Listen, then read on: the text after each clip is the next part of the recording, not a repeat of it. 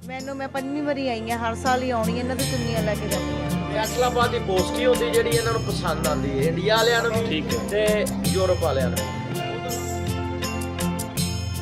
ਇਤਿਹਾਸ ਦੇਖੋ, ਹਰੀ ਸਿੰਘ ਨਲਵੇ ਵਰਗੇ, ਮਹਾਰਾਜਾ ਰਣਜੀਤ ਸਿੰਘ ਵਰਗੇ, ਬਾਬਾ ਕਾਲੀ ਫੂਲਾ ਸਿੰਘ ਵਰਗੇ। ਇਸ ਧਰਤੀ ਨਾਲ ਮੋਹ ਸੀ ਉਹਨਾਂ ਦਾ, ਕਿਉਂਕਿ ਉਹ ਤਾਂ ਵਿਚਾਰੇ ਇਸ 39 ਤੋਂ ਬਾਅਦ ਚੋਂ ਆ ਨਹੀਂ ਸਕੇਗੇ, ਆਪਦੀਆਂ ਖਵਾਇਸ਼ਾਂ ਦਿਲ ਦੇ ਵਿੱਚ ਲੈ ਗਏ ਨੇ।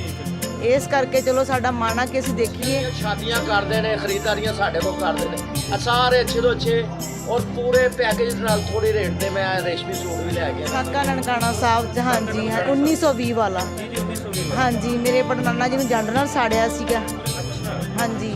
ਫਿਰ ਪੰਜਾ ਸਾਹਿਬ ਸਾਕੇ 'ਚ ਵੀ ਸਾਡੇ ਪਰਿਵਾਰ ਸ਼ਹੀਦ ਨੇ ਜੀ। ਇਸ ਸ਼ਾਪ ਤੋਂ ਬਾਹਰ ਨਿਕਲਦੇ ਆ ਤੇ ਸਾਡੇ ਰਾਈਟ ਸਾਈਡ ਤੇ ਸਾਨੂੰ ਸ਼ਾਪ ਨਜ਼ਰ ਆਉਂਦੀ ਹੈ।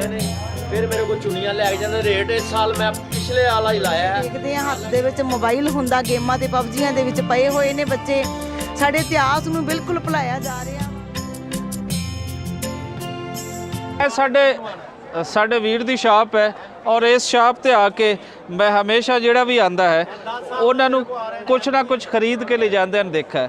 ਮੈਂ ਤੁਹਾਡੇ ਨਾਲ ਗੱਲ ਵੀ ਕਰਾਂਗਾ ਤੇ ਮੈਂ ਤੁਹਾਨੂੰ ਦਿਖਾਵਾਂਗਾ ਵੀ ਕਿ ਇਹ ਸ਼ਾਪ ਦੇ ਅੰਦਰ ਇਹ ਕੁਝ ਚੁੰਨੀਆਂ ਬੈਂਡ ਮੇਰੀ ਖਰੀਦ ਰਹੀ ਹੈ। ਤੇ ਕਿਹੜੇ ਕਸਟਮਰ ਦੱਸ ਰਹੇ ਹੋ ਜੀ ਤੁਹਾਡੇ 10 ਸਾਲ ਇਹ ਬੈਂਡ ਜੀ ਯਾਰ ਵਾਲਾ? ਅੱਛਾ ਸਤਿ ਸ਼੍ਰੀ ਅਕਾਲ ਭੈਣ ਜੀ। ਜੀ ਭੈਣ ਜੀ ਕਿੱਥੋਂ ਆਣਾ ਹੋਇਆ? ਲੁਧਿਆਣੇ ਤੋਂ। ਤੇ ਤੁਸੀਂ ਹਰ ਸਾਲ ਇੱਥੇ ਆਉਂਦੇ ਹੋ? ਮੈਂ 5ਵੀਂ ਵਾਰੀ ਆਈ ਹਾਂ। ਹਰ ਸਾਲ ਹੀ ਆਉਣੀ ਇਹਨਾਂ ਦੀ ਚੁੰਨੀਆਂ ਲੈ ਕੇ ਜਾਂਦੀ ਹਾਂ। ਤੇ ਕੀ ਖਾਸ ਗੱਲ ਹੁੰਦੀ ਹੈ ਬਾਜੀ ਉਹਨਾਂ ਦੀ ਚੁੰਨੀਆਂ ਦੀ? ਵਧੀਆ ਹੁੰਦੀਆਂ, ਬਸ ਚੰਗੀਆਂ ਲੱਗਦੀਆਂ, ਵਧੀਆ ਹੁੰਦੀਆਂ, ਠੀਕ ਰੇਟ ਹੁੰਦਾ ਵਾ। ਤੇ ਕੌਣ ਕਹਿੰਦਾ ਹੈ ਚੁੰਨੀਆਂ ਸਾਡੇ ਲਈ ਲੈ ਕੇ ਆਣਾ? ਘਰ ਵਾਲੇ ਜਾਂ ਬਾਕੀ ਜਿਹੜੇ ਬਾਕੀ ਬਾਹਰਲੇ ਵੀ ਜੋ ਪਿੰਡ 'ਚ ਸਾਨੂੰ ਦੇਖਦਾ, ਕਿਤੇ ਸ਼ਹਿਰ 'ਚ ਲਈ, ਫਿਰ ਸਾਨੂੰ ਕਹਿ ਦਿੰਦੇ ਵੀ ਲੈ ਕੇ ਆਓ। ਤੁਸੀਂ ਵੈਸੇ ਵੀ ਸੋਸ਼ਲ ਵਰਕ ਜਿਵੇਂ ਬਾਜੀ ਹੋਰੀ ਦੱਸ ਰਹੇ ਨੇ, ਸੋਸ਼ਲ ਵਰਕਰ ਨੂੰ ਤਾਂ ਬਹੁਤ ਜ਼ਿਆਦਾ ਕਿਹਾ ਜਾਂਦਾ ਜਿਹੜੇ ਖਾਸ ਕਰ ਬਿਲਕੁਲ ਲਿਹਾਜ਼ਾਂ ਪੂਰਨੀਆਂ ਹੁੰਦੀਆਂ ਨੇ, ਵੰਗਾਰਾਂ ਹੁੰਦੀਆਂ ਨੇ, ਵੰਗਾਰਾਂ ਪੂਰਨੀਆਂ। ਹਾਂ ਨਹੀਂ ਤਾਂ ਅਸੀਂ ਵੋਟ ਨਹੀਂ ਦੇਣਾ। ਇੱਕ ਇਹ ਵੀ ਗੱਲ ਬਿਲਕੁਲ ਨਹੀਂ, ਸਾਨੂੰ ਵੋਟ ਦੀ ਲੋੜ ਵੀ ਨਹੀਂਗੀ।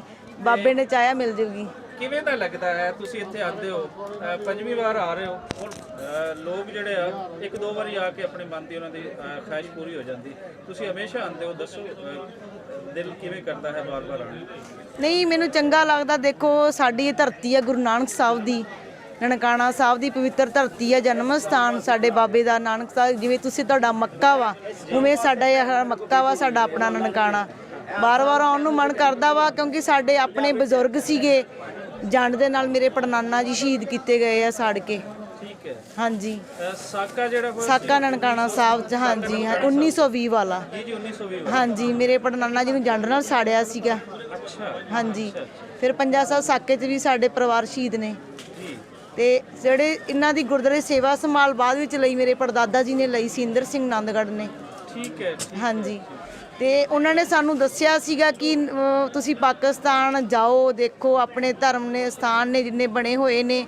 ਇਸ ਧਰਤੀ ਨਾਲ ਮੋਹ ਸੀ ਉਹਨਾਂ ਦਾ, ਕਿਉਂਕਿ ਉਹ ਤਾਂ ਵਿਚਾਰੇ ਇਸ 39 ਤੋਂ ਬਾਅਦ ਚੋਂ ਆ ਨਹੀਂ ਸਕੇਗੇ, ਆਪਦੀਆਂ ਖਵਾਇਸ਼ਾਂ ਦਿਲ ਦੇ ਵਿੱਚ ਲੈ ਗਏ ਨੇ। ਇਸ ਕਰਕੇ ਚਲੋ ਸਾਡਾ ਮਨ ਆ ਕਿ ਅਸੀਂ ਦੇਖੀਏ। ਸਾਨੂੰ ਚੰਗਾ ਲੱਗਦਾ ਇੱਥੇ ਆਉਣੇ ਆ। ਕਿਸੇ ਕਿਸਮ ਦੀ ਕੋਈ ਪਰੇਸ਼ਾਨੀ ਨਹੀਂ ਆਉਂਦੀ ਸਾਨੂੰ ਕਿਸੇ ਸਿਕਿਉਰਿਟੀ ਵੱਲੋਂ, ਗੌਰਮੈਂਟ ਵੱਲੋਂ। ਸਾਡੀ ਜਿਹੜੀ ਇੰਡੀਆ ਗੌਰਮੈਂਟ ਆ, ਅਸੀਂ ਤਾਂ ਉਹਨਾਂ ਦਾ ਵੀ ਧੰਨਵਾਦ ਕਰਦੇ ਹਾਂ ਜਿਨ੍ਹਾਂ ਨੇ ਸਾਨੂੰ ਵਾਰ-ਵਾਰ ਮੌਕਾ ਦੇ ਰਹੇ ਨੇ। ਤੇ ਇੱਥੋਂ ਦੀ ਗੌਰਮੈਂਟ ਦਾ ਵੀ ਦਿਲ ਦੀਆਂ ਗਹਿਰਾਈਆਂ ਤੋਂ ਧੰਨਵਾਦ ਆ ਸਾਡਾ।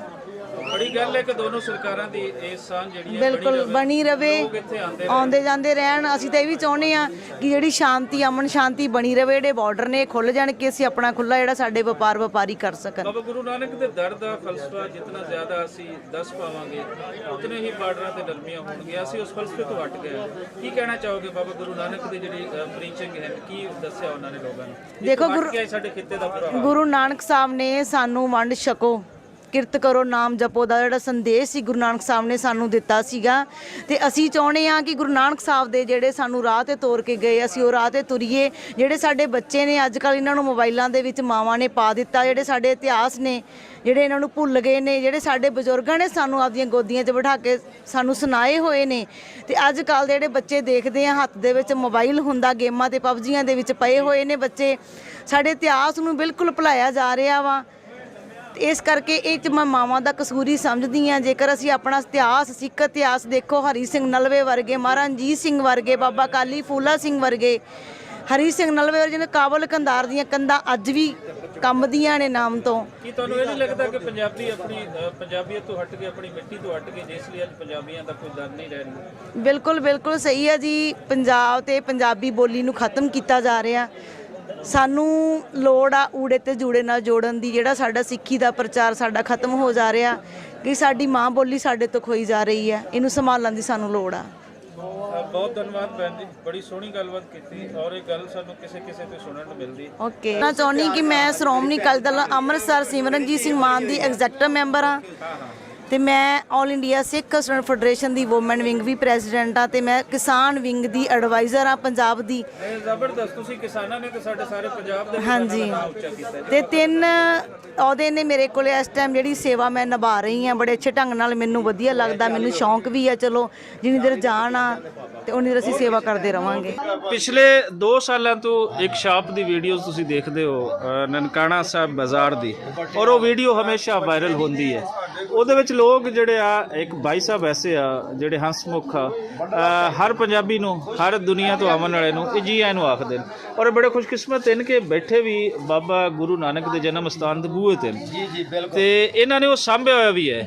ਇਹ ਸੋਚ ਜਿਹੜੀ ਸੀ ਬਾਬਾ ਗੁਰੂ ਨਾਨਕ ਦੀ ਕਿ ਲੋਕ ਇੱਥੇ ਆਉਂਦੇ ਆ, ਮਹਿਮਾਨ ਸਾਡੇ ਆਉਂਦੇ ਆ, ਸਾਡੇ ਭੈਣਾਂ ਭਰਾ ਆਉਂਦੇ ਨੇ, ਇਹ ਉਹਨਾਂ ਨੂੰ ਖੁਸ਼ ਕਰਕੇ ਭੇਜਦੇ ਨੇ। ਇਹਦਾ ਨਾਮ ਸ਼ੇਖ ਸਲਾਮਤ ਅਲੀ ਹੈ ਤੇ ਮੈਂ ਆਲਰੇਡੀ ਇੱਥੇ ਨਾ ਹਰ ਸਾਲ 2 ਦਫਾ ਬੈਠਣਾ ਆ ਗਏ, ਵਿਸਾਖੀ ਦੇ ਤੇ ਮੇਲੇ ਦੇ।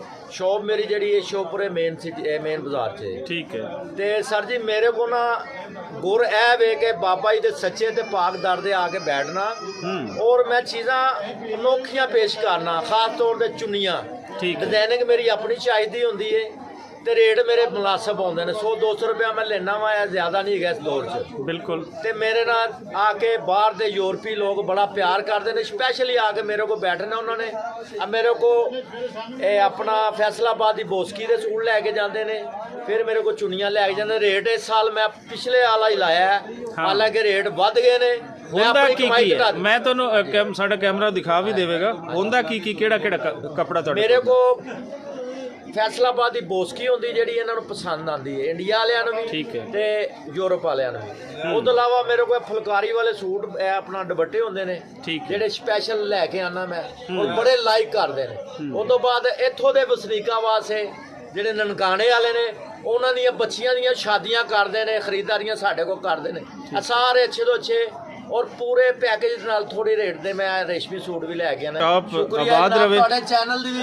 ਤੁਸੀਂ ਹਮੇਸ਼ਾ ਪਿਆਰ ਮੁਹੱਬਤ ਸਾਂਝ ਜਿਹੜੀ ਹੈ ਉਹਨੂੰ ਵਧਾਉਂਦੇ ਹੋ ਤੇ ਰੇਟ ਤੁਹਾਡੇ ਜਿਹੜੇ ਆ ਡੈਫੀਨਿਟਲੀ ਲੋਕ ਇਸ ਲਈ ਆਉਂਦੇ ਆ ਕਿ ਉਹਨਾਂ ਨੂੰ ਰੇਟ ਔਰ ਕੁਆਲਿਟੀ ਜਿਹੜੀ ਹੈ ਉਹ ਦੋਨੋਂ ਚੀਜ਼ਾਂ ਬਹੁਤ ਅੱਛੀਆਂ ਮੈਂ ਲੁੱਟਿਆ ਹੋਵੇ ਤੇ ਫਿਰ ਮੇਰੇ ਕੋਲ ਕੋਈ ਫਿਰ ਇੱਕ ਦਫਾ ਤੁਸੀਂ ਲੁੱਟ ਸਕਦੇ ਹੋ। ਔਰ ਬਿਜ਼ਨਸ ਦਾ ਫਲਸਫਾ ਵੀ ਇਹੀ ਹੈ ਜੀ, ਇਹ ਬਿਜ਼ਨਸ ਦਾ ਨਜ਼ਰੀਆ ਵੀ ਇਹੀ ਕਾਮਯਾਬ ਬਿਜ਼ਨਸ ਦਾ ਕਿ ਤੁਸੀਂ ਲੋਕਾਂ ਨੂੰ ਆਪਣਾ ਬਣਾਉਣਾ ਹੁੰਦਾ, ਲੋਕਾਂ ਨੂੰ ਆਪਣਾ 2 ਚੀਜ਼ਾਂ ਤੇ ਹੁੰਦਾ ਹੈ। ਇੱਕ ਰੇਟ ਮੁਨਾਸਿਬ ਜੀ ਮਿਲਦਾ ਤੁਹਾਡੇ ਸਾਹਮਣੇ ਮਿਸਾਲ ਸਾਹਮਣੇ। ਮੈਂ ਹਮੇਸ਼ਾ ਅਸੀਂ ਦੇਖਦੇ ਹਾਂ ਪੰਜਾਬੀ ਪ੍ਰਚਾਰ ਹਮੇਸ਼ਾ ਤੁਹਾਡੇ ਤੇ ਵੀਲਾਗ ਬਣਾਉਂਦਾ ਹੈ, ਤੁਹਾਡੀ ਸ਼ਾਪ ਤੇ ਅਸੀਂ ਹਰ ਸਾਲ ਵੀਲਾਗ ਬਣਾਉਂਦੇ ਹਾਂ ਔਰ ਹਰ ਸਾਲ ਉਸ ਨੂੰ ਲੱਖਾਂ ਲੋਕ ਦੇਖਦੇ ਆ।